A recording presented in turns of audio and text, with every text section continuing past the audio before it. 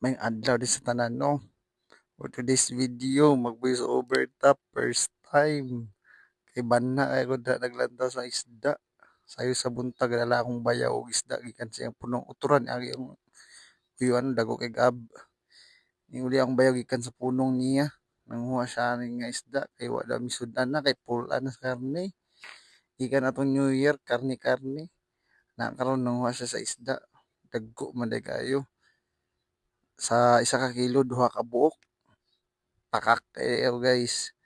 Nagkuha ko na og tulo ka buok. Gitunuan ang deres daw ara kay bularon daw ni mama kay lami daw. Tanawa nasa sud sa banyera nga na kadaghan. More or less nasa 6 kilos or 7 kilos na tanan. Sa mga gusto mo palit, di po na mo na ibaligya, kana lang. Sa mga gusto mo kaon, hala, manguha sa mo.